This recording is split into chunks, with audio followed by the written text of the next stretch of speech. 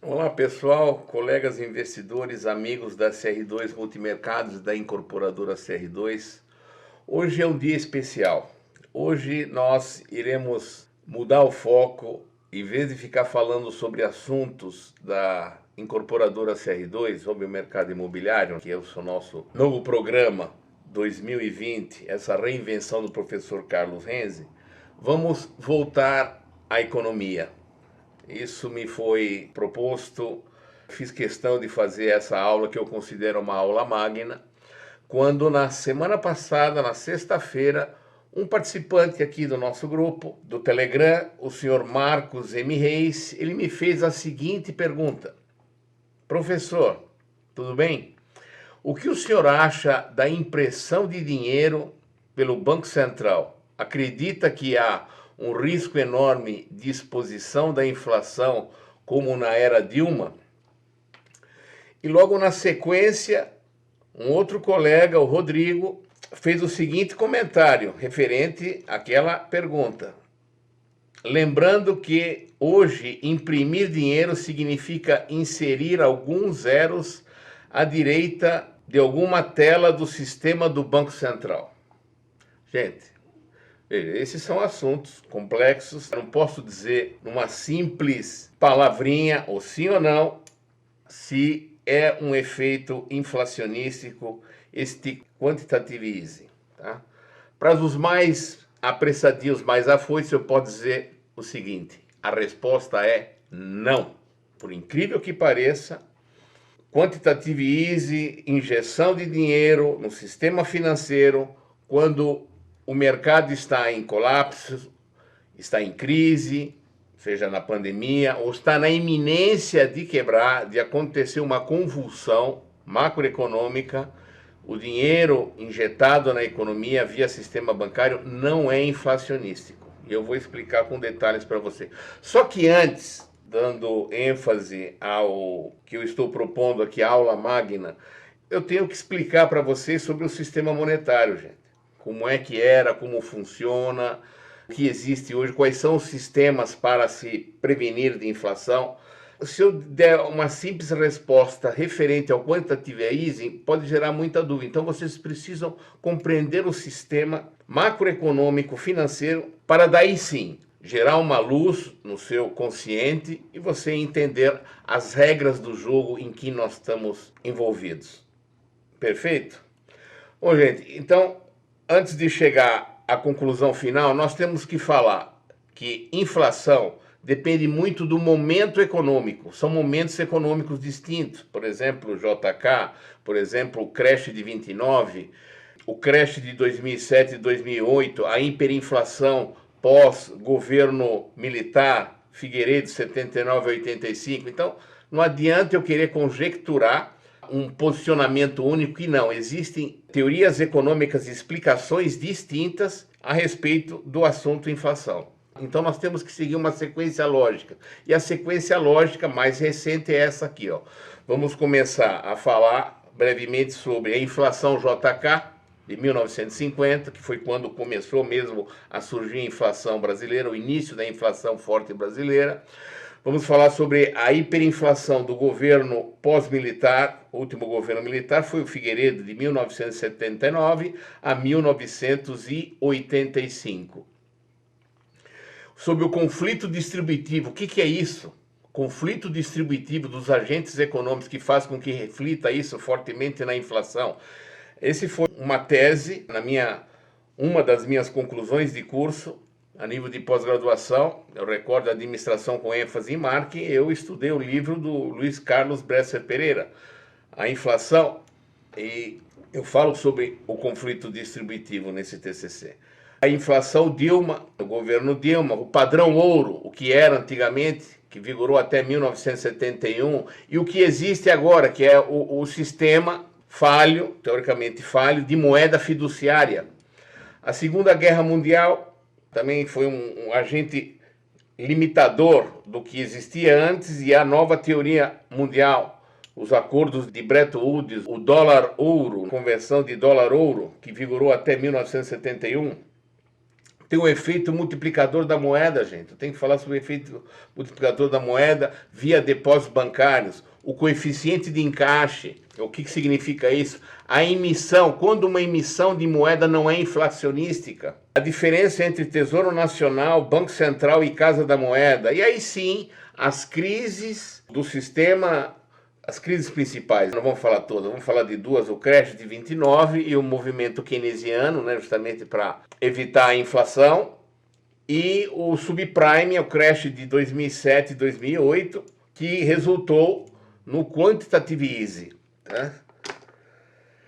Pois é, gente, é aula magna, é complicado, eu vou tentar em poucos minutos sintetizar isso aqui para facilitar a vida de vocês, porque vocês precisam compreender isso. Eu acho que todo um investidor consciente precisa ter um mínimo de conhecimento básico dessa teoria monetária da moeda para tomar as suas decisões, para saber interpretar governos, saber interpretar movimentos oriundos do Ministério da Economia e assim por diante.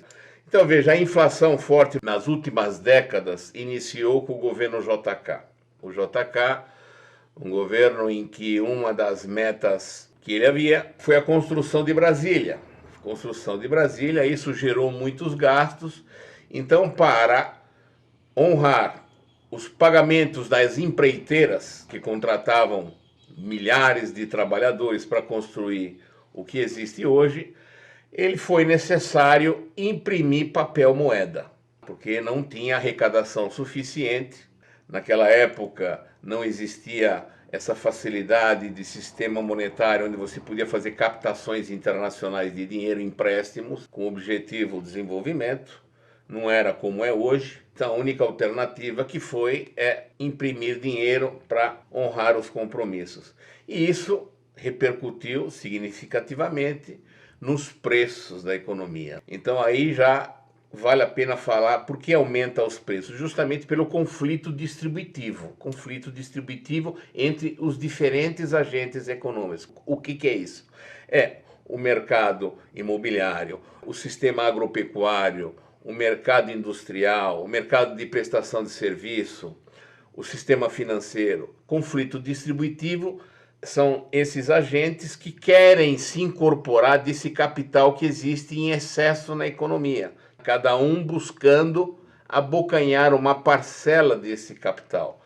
Isso fazendo com que os preços aumentem. Eles vão buscando a captura desse capital impresso, imprimido, via aumento de preços. Tá? Isso é inflação.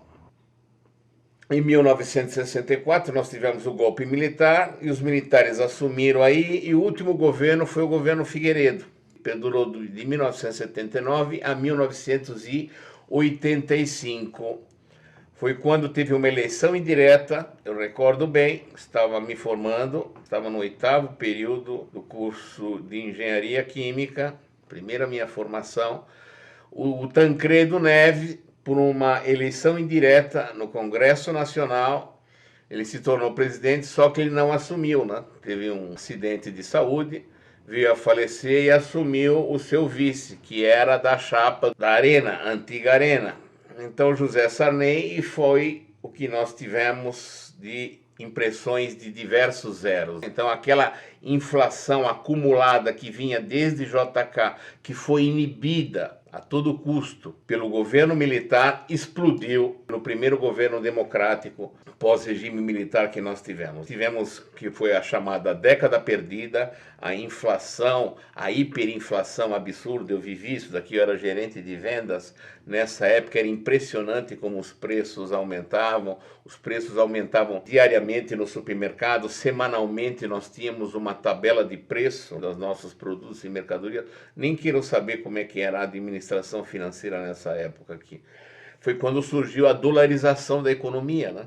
A dolarização, principalmente de ativos reais, imóveis, fazendas, automóveis, era tudo à base de dólar. Pagos em reais, mas tudo cotados à base de dólar. Então eu falei sobre o conflito distributivo. Isso é muito bem citado. Vale a pena ter esse livro. Não é um livro muito complexo, é um livro fino assim. Teoria da inflação, inflação de Luiz Carlos Prestes Pereira, o ministro que nós tivemos durante a década perdida, né? O Rodrigo comentou sobre a inflação Dilma. A inflação Dilma foi propiciada justamente pela baixa credibilidade do governo federal, do executivo, perante ao mercado internacional. É uma inflação diferente. Então, quando você tem problemas conjunturais, políticos que refletem no governo em si, ele é obrigado ao quê?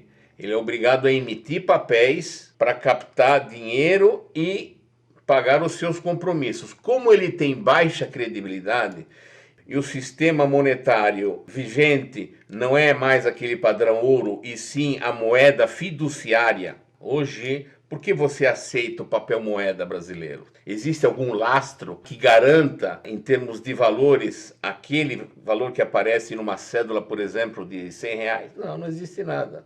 Não existe nada ancorando, lastreando esse papel moeda. É apenas credibilidade, tá? Você acredita que isso que você tem na mão, quando você vai na esquina comprar, por exemplo, uma aspirina na farmácia, 1 quilo de feijão na quitanda, ou um maço de cigarro no posto de gasolina, isso é um meio de pagamento aceitável pelas pessoas. Então, é a credibilidade que dá esse movimento, essa força de circulação do papel moeda, qualquer que seja o país, certo? Na época da Dilma, final do seu primeiro mandato, início do segundo, existia um descrédito internacional e nacional do seu governo. Então isso ela tinha que emitir títulos públicos federais do Tesouro Nacional a taxas cada vez maiores, que nas quedas do ministro, aí teve aquele ministro Levi, que ele foi dimissionário, imediatamente os títulos do Tesouro aumentaram, os papéis de bancos e de financeiras aumentaram. Eu cheguei a pegar papel a 24%, 25% ao ano naquela época de remuneração. Então isso é uma inflação oriunda de ingerência do governo, por baixa credibilidade, pelo fato da moeda ser fiduciária, não existe nenhum lastro. Então, para vencer essa baixa credibilidade, ele tem que lançar mão de taxas mais altas nos seus títulos federais, tá? Gente, eu falei sobre padrão ouro e moeda fiduciária. Esse padrão ouro existia um lastro financeiro baseado nas transações internacionais.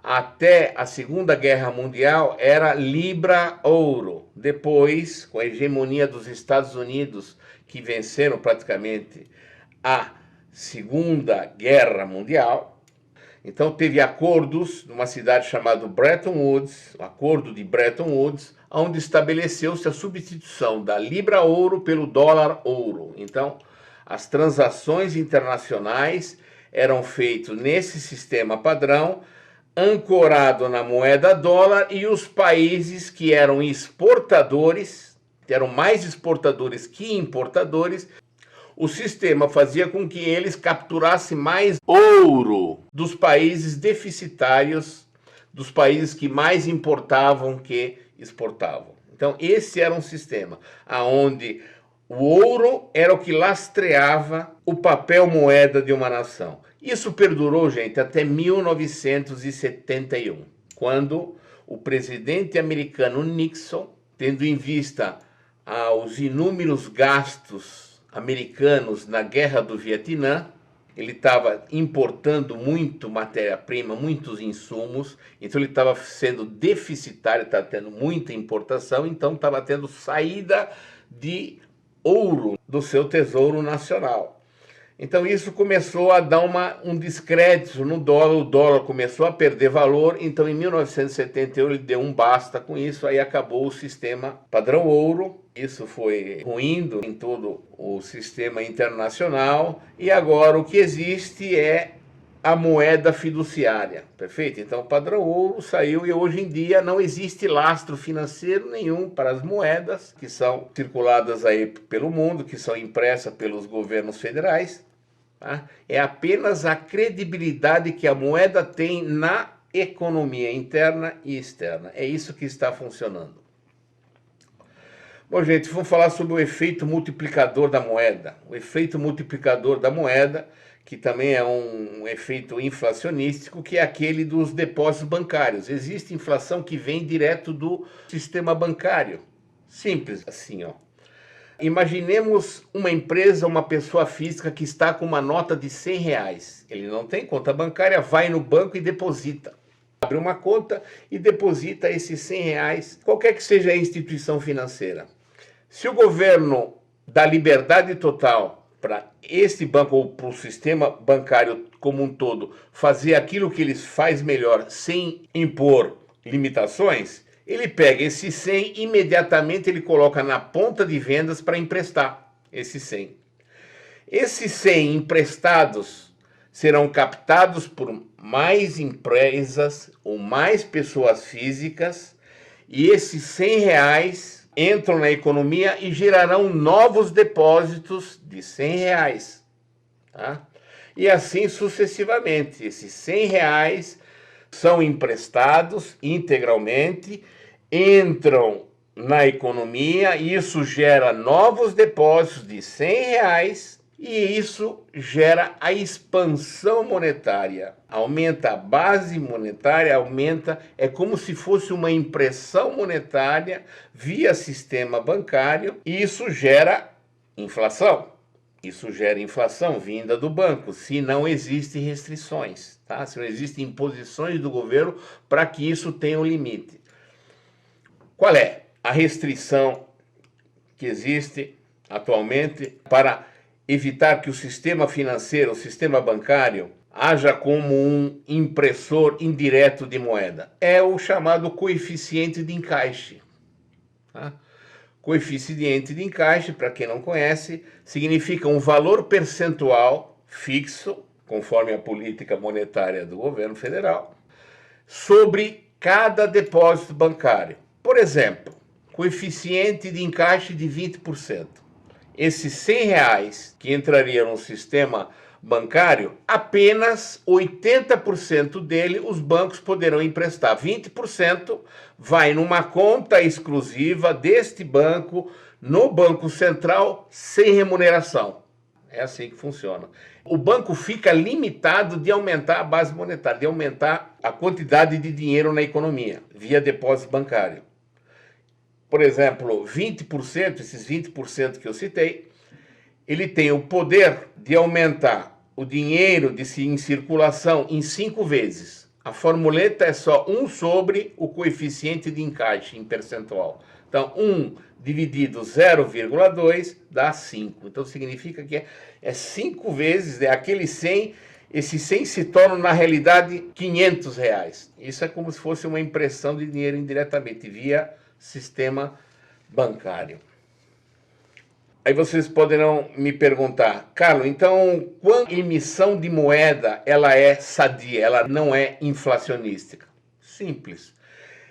Apenas acompanhando o PIB. Se houve de um ano para o outro, por exemplo, o PIB aumentou 15%, Produto Interno Bruto, nas condições normais de temperatura e pressão, se a quantidade de moeda da economia aumentar 15%, é o suficiente para suprir todas as necessidades de pagamentos e recebimentos na economia ao longo deste período de tempo. Então ela não é inflacionística se eu imprimir papel moeda suficiente para cobrir esse incremento de PIB que teve neste período, tá?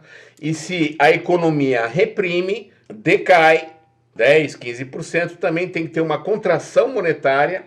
O governo tem que, por intermédio do Tesouro Nacional, vender títulos da economia para capturar esse dinheiro que está em excesso, que é justamente para equilibrar a base monetária, os meios de pagamento com a redução do PIB.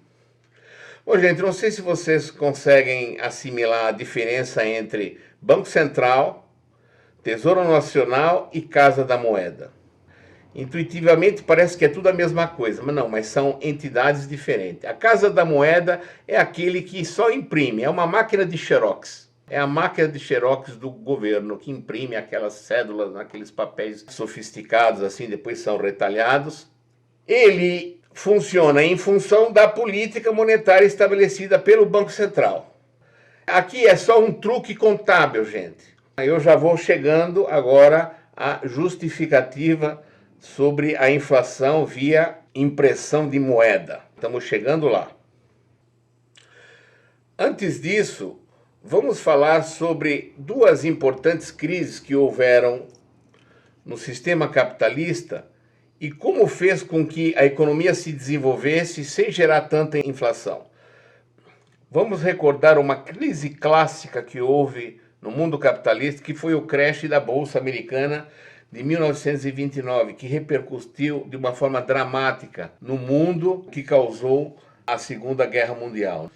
Como a economia americana saiu da crise, e essa crise não gerou inflação muito alta. Até então, até aquela época, não existia a chamada teoria keynesiana. Keynesiano é um empreendedor, grande empresário, nem economista era, um grande empreendedor, investidor inglês, que ele veio com uma teoria totalmente diferente do que era a teoria econômica até aquele momento, que é o governo, para evitar o colapso maior da economia, tem que entrar como o maior comprador de produtos e serviços na economia. Porque normalmente quando tem um crash, a primeira coisa que se fecha é o sistema bancário, é o sistema financeiro. Ele não empresta dinheiro para ninguém, ele faz a cobrança das dívidas de uma forma mais agressiva, principalmente para quem está endividado, e não empresta mais. Ou se emprestar, são taxas absurdas. E o Keynes, ele contestava esse tipo de ação do sistema financeiro, porque teria que ser ao contrário.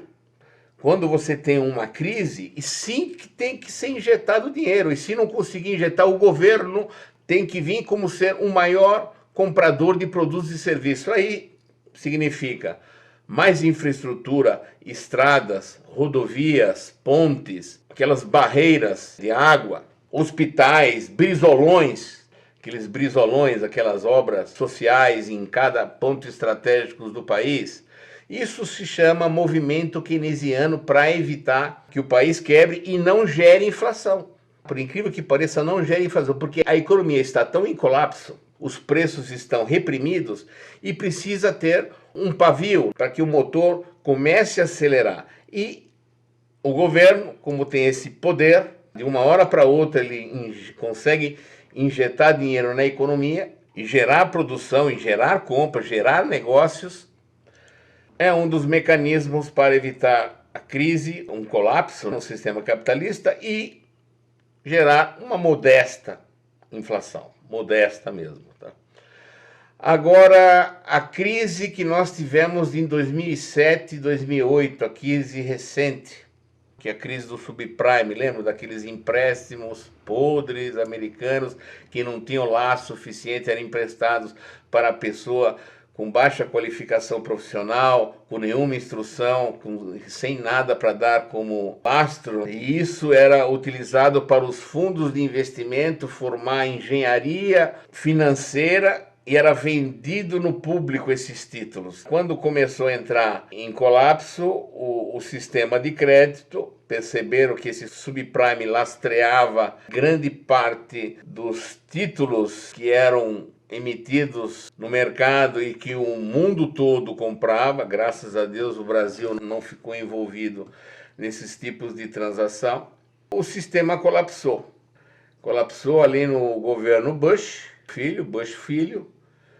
E eu recordo quando o governo Obama assumiu em janeiro de 2009, em fevereiro de 2009 ele instituiu, lógico, seus economistas, né? O quantitative easing. Tá? O quantitative easing é injetar dinheiro na economia, ou seja, dar liquidez suficiente para tirar a economia do buraco, e deu resultado, gente. Quando você está em colapso, se você analisar as crises que houveram no mundo financeiro, capitalista, até então, até 2007, 2008, o primeiro que se fecha, como eu falei há minutos atrás, é o sistema financeiro. Cobrança dos empréstimos feitos, restrição do crédito e aumento de taxa de juros. O quantitative easing foi diferente. Como é que funciona isso, gente? Isso, olha, depois que deu certo, Não sei se vocês percebem, os bancos centrais, as economias, os economistas do mundo estão em silêncio. Não falam sobre esse quantitative easing, porque, sabe, é para não gerar descrédito no mundo nesse sistema que existe atualmente em substituição do padrão ouro, que é a moeda fiduciária. Porque o que está sustentando esse sistema monetário atual é o sucesso, não sei se é um sucesso pleno, talvez seja mascarado, de impressão monetária descaradamente para não gerar o colapso do sistema financeiro vigente em todo o mundo.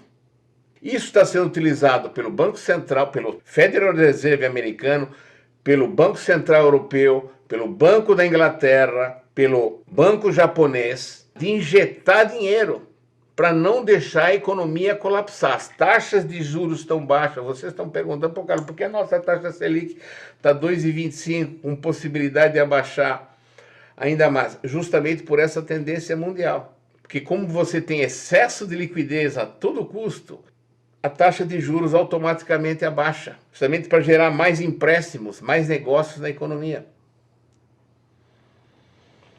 Contabilmente funciona assim. Eu já expliquei que a Casa da Moeda, única função é o papel de ser uma máquina de xerox colorida, ok? Que vem a orientação do Banco Central. Aqui é um truque contábil interno. Como nós não temos o problema da década de 80, que é a hiperinflação, oriunda também dos empréstimos que nós tínhamos no exterior, que gerava problemas na economia interna, nós não temos resolvido o problema da dívida externa. Nós temos excesso de dólares em caixa. Temos esse problema. Então podemos nos endividar internamente. E a dívida é mais sadia quando não é com terceiros. Quando o Tesouro Nacional não imprime título vendendo para pessoas físicas internas, pessoas jurídicas internas e investidores internacionais, como acontece na Argentina, que está quebrada. Tá? Não, a emissão de papel do Tesouro Nacional, ele é comprado pelo Banco Central. Então, o Tesouro Nacional, contabilmente, olha só como é que funciona. Ele imprime títulos que são comprados pelo Banco Central. Ele compra como? Com o dinheiro que ele imprime na Casa da Moeda. Esses títulos entram no caixa do Banco Central e o Banco Central transfere o dinheiro, né, da Casa da Moeda para o Tesouro. E o Tesouro distribui, que o Tesouro é o banco do governo, ele distribui para o sistema financeiro, gente. Pelos bancos, os bancos. E por que isso não é inflacionístico? Já finalizando a resposta à pergunta do nosso colega Moacir M. Reis. Ele não é inflacionístico por quê? Porque nós estamos em crise. Nós estamos em crise da pandemia, o mercado está restrito, o desemprego está cada vez mais alto e os empresários, alguns empresários têm receio de repassar os aumentos de custos no preço. Além do mais, esse dinheiro que foi injetado na economia, sejamos francos, ele não é 100% repassado. Quem deveria receber esse dinheiro, pequenos, micros e médios empresários, não recebe. Eu li uma reportagem feita por uma equipe de economistas, um pouquinho mais que 17% dessa enxurrada de dinheiro que foi injetada na economia, 17%, hein, é apenas absorvido. Tá? Só as empresas de primeira linha, gente, aquelas que são cotadas em bolsa, que são aquelas protegidas pelo governo federal, lojas americanas, Bilho Diniz, empresas assim, Extra, Magazine Luiza, as empresas de aviação.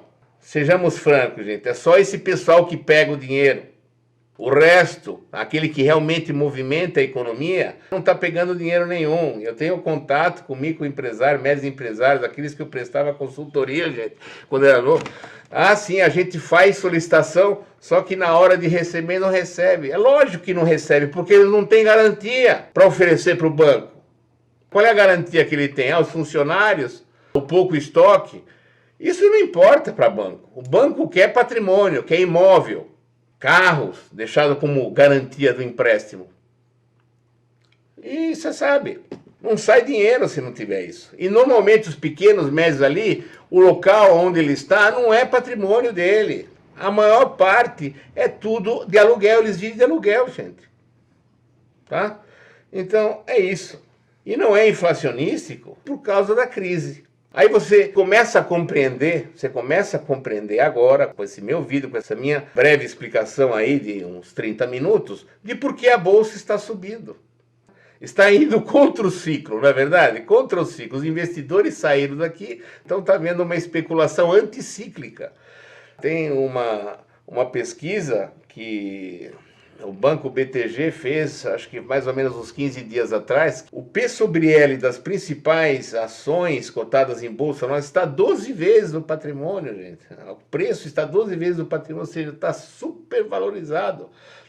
Por causa disso, porque eles já viram que os pequenos, os médios, os micro, que são os prováveis concorrentes dessas grandes corporações, estão tudo quebrado. Estão tudo quebrado, eles não têm concorrência. Então os papéis refletem isso daí. Entenderam por que não é inflacionístico? Porque não todo esse dinheiro é injetado na economia. E não só, ele aumenta a base monetária. Essa emissão, esse dinheiro injetado, não gera conflito distributivo, percebam, porque os agentes econômicos não estão aumentando o preço, exceto alguns, que é só ir no supermercado, é só ver material de limpeza e alimentos. Isso descaradamente está alto, tá um preço. E o governo, não dizendo que está perdendo a rédea do mercado, ele maquia, manipula esses dados, dizendo que a inflação nossa está baixíssima. Você sabe que não é a realidade. Tá? Então, como eu falei, não é inflacionístico porque não há conflito distributivo via aumento de preço dos agentes econômicos, dos grandes agentes econômicos, e porque o dinheiro está sendo utilizado apenas para aumentar a base monetária, ou seja, aqueles agregados econômicos M1, M2, M3 que tem no livro de macro e microeconomia. Tá? Que não é o motivo dessa aula aqui, não vamos se estender muito. Quem tiver interessado é só fazer uma pesquisa rápida aí pela internet, é só colocar no Google ali agregados monetários, que vocês já vão entender o que é isso. E para vocês entenderem ainda mais o que está acontecendo com esse quantitative easing, que também o governo federal, via ministro da Economia, está fazendo aqui no Brasil. Há mais ou menos um mês, isso não foi declarado pela mídia, passou uma medida provisória, veja só, gente, de que os bancos que estão recebendo esse dinheiro do Tesouro para aliviar as tensões da pandemia, eles poderão dar em troca, ou seja, entra dinheiro, eles têm que dar alguma coisa de lastro, né, de pagamento para ficar no Tesouro Nacional. Olha só que facilidade. Eles podem dar títulos podres que eles têm em caixa, que nem têm nem condições de recuperar, como pagamento desse dinheiro em excesso que eles estão recebendo. Vocês percebem como aumenta apenas a base monetária, ou seja, o encaixe desse dinheiro que foi impresso em excesso, fica nas mãos do banco, gente. E ele troca isso pelos títulos podres.